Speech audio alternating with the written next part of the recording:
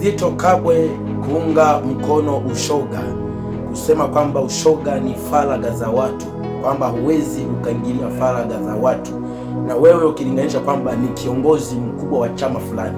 Tupate picha gani kwa maneno haya uliyoongea? Tupate picha kwamba na wewe ni shoga moja kwa moja, unafanya ushoga, kwa sababu hawezi ukatetea kitu ambacho sio sehemu ya maisha yako, ama hakikurudishi kwa namna moja ama nyingine, au hakikupi raha moja kwa moja kwenye moyo wako, na zaidi inawezekana ukawa unakifanya. Hauwezi ukatetea kitu ambacho sio sehemu ya maisha yako. Kwa hayo uliyoongea hapa mbele ya huyo mwandishi alikuwa na kuhoji hapa, tupate picha gani kwamba ushoga ni faragha za watu? Hebu msikilize hayo aliyoyaongea hapo. Karibu. Kama kiongozi mkubwa wa chama, lakini vile vile kama mwanasiasa mashuhuri, upo tayari kupitia medani za siasa kuitangazia dunia kwa maneno machache tu kwamba napinga ushoga? Nipo tayari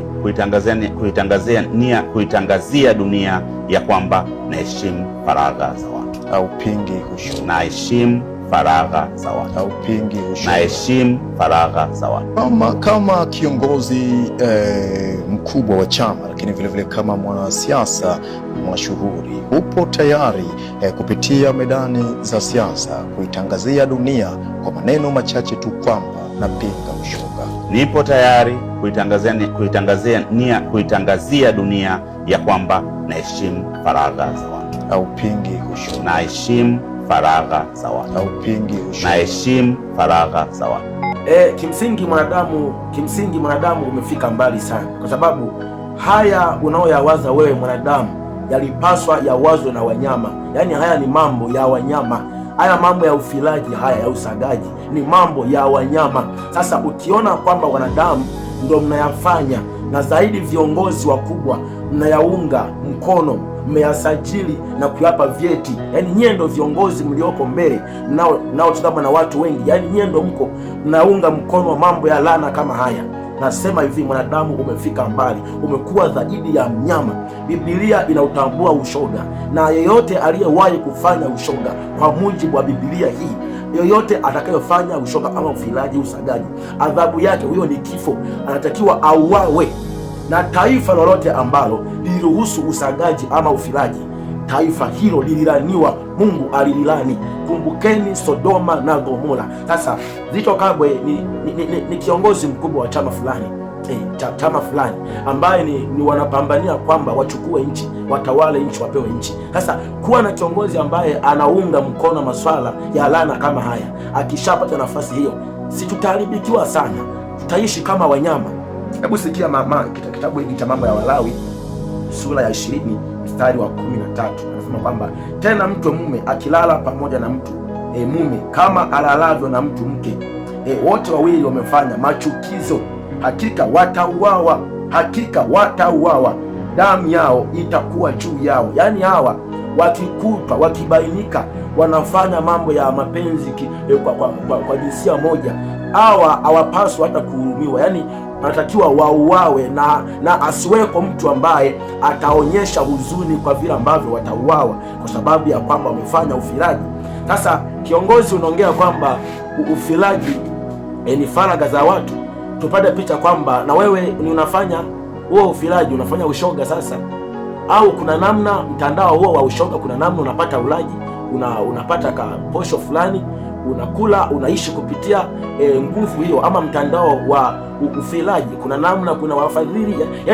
Yani ndio jibu la haraka unapoona mtu wa aina hii anazungumza vitu kama hivi kwenye eneo la ushoga ama ufilaji.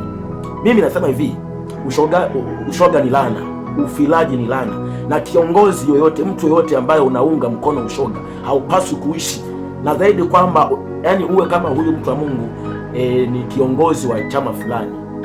Kwa hiyo hapa ni wazi kwamba siku akija kuchukua nchi, ushoga itakuwa ni kawaida. Yani maisha ya mwanaume kumwoa mwanaume mwenzake, mwanamke kulala na mwanamke mwenzake, yani kimsingi ni vitasajiliwa, vitapewa na vyeti, vitapewa yani kuna sheria itatungwa kupitia kiongozi wa aina hii.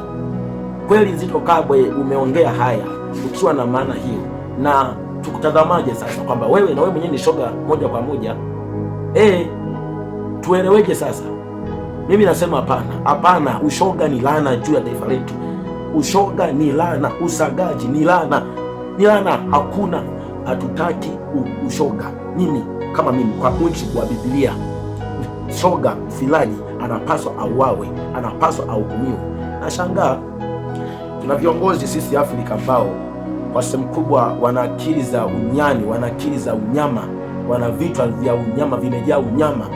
Wako radhi kuunga mkono vitu vya ovyo ovyo, kusajili ama kuvipa kibali vitu vya kishetani vya kinyama kama hivi, lakini sio rahisi kuwaona wanaunga mkono vitu vyema vyenye haki. Tunaona watu mbalimbali wenye haki ndani ya nchi ya Tanzania kwa sehemu kubwa wanafungiwa makanisa na kusumbuliwa na kuwindwa, kuuawa. Mfano kama akina mzee wangu Mbarikiwa Mwakipesile na mke wake Salome Mwapeta. Zaidi ukiangalia Askofu Gwajima, yani kimsingi wako watu wema, lakini sheria ziwatambui. Ila vitu vya kishetani kama hivi vinaunga mkono, na kiongozi anatokea hadharani kabisa naongea vitu vya kipumbavu kama hivi. Hapana, tutawapinga kwa nguvu yoyote. Yani kimsingi naongea na huyu kwa niaba ya wengi, kwa niaba ya walioko pia ndani ya mfumo wanaounga upumbavu kama huu. Yani kama ni ushoga, pengine uruhusu kwa watoto wenu, sio ndani ya taifa. Mimi ninachoamini kwamba Mungu taifa hili la Tanzania atalikumbuka, na hivi vitu vya hovyo hovyo hivi, kuna watu mtakuja muwajibike kwa sababu ya kuruhusu vitu vya kipumbavu kama hivi. Kuna watu mtakuja mnyongwe mbele ya jua hili. Nasema kwamba Zitto Kabwe, kwa hiyo kama umekiongea ukiwa na maana hiyo, basi ufai kuwa kiongozi wewe. Ufai, na nakwambia kwa macho makavu mbele ya jua hili, ufai kuwa kiongozi wa kuongoza watu kama unaunga mkono ushoga. Mungu aliangamiza Sodoma na Gomora kwa sababu ya mambo kama haya, ushoga. Sasa mje mpate uongozi kwenye nchi hii. Sisi tutaishi kama wanyama, tutaishi kama ng'ombe, ambapo zaidi kwamba walau hata wanyama wana akili. Sijawahi kuona mnyama sijawahi kumwona mnyama wanafanya mapenzi ya jinsia moja, sijawahi kuona. Ila wanadamu umekuwa kama wanyama. Mtu wa aina hii ni wazi kwamba kuna ulaji anaupata kupitia huo ufilaji. Kuna namna anapata chochote kaposho kupitia uchafu kama huu. Hauwezi tu mtu kaongea kitu tena mbele ya kamera unaongea maneno kama haya kama sio kitu kinachoburudisha moyo wako ama unachokiishi ama wewe mwenyewe unakifanya. Haiwezekani. Anyway, nisiongee sana. Nataka nisome maandiko mengi, lakini yako maandiko mengi yanayoelezea ufilaji. Ufilaji ni watu wa aina gani? Ni watu wanaotakiwa wachukuliwe kwa picha gani? Wao hawastahili kuishi, kwa sababu hawa watakuwa sababu ya laana ya Mungu ikae juu ya taifa ama familia fulani. Sasa hatuwezi kuangamia. Biblia inasema kwamba katika some hapa nimalizie hapa Timotheo wa kwanza. Yani Biblia yenyewe haiungi mkono vitu vya ajabu kama hivi, na inapotokea vitu kama hivi imeniagiza nifanye kitu mbadala cha kuzuia watu wa aina hii na vitu vya aina hii vya hovyo vya kipumbavu chafu kama hivi. Timotheo wa kwanza 5:20 anasema kwamba wale wadumuo kutenda dhambi uwakemee mbele ya wote, ili na wengine waogope.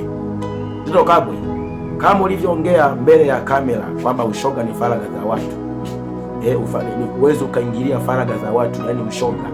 Nami nakuambia mbele za watu na kukemea mbele za watu kwamba kama umeunga mkono uchafu kama huu, wewe hufai kuwa kiongozi, hufai kuwa binadamu, kwa sababu kama unaunga mkono kitu kama hiki ni picha kwamba na wewe mwenyewe unakifanya ama kuna namna unanufaika kupitia mtandao huo wa ushoga ama ufilaji. Anyway, acha niishie hapo, na hii ni sauti ya mtoto wa simba ama ni sauti ya mtu aliaye kutoka mabusu. Anasema kwamba itengenezeni njia ya Bwana, nyosheni mapito yake. Mungu mhukumu haki, yu waja naye atamlipa mtu sawa na matendo yake.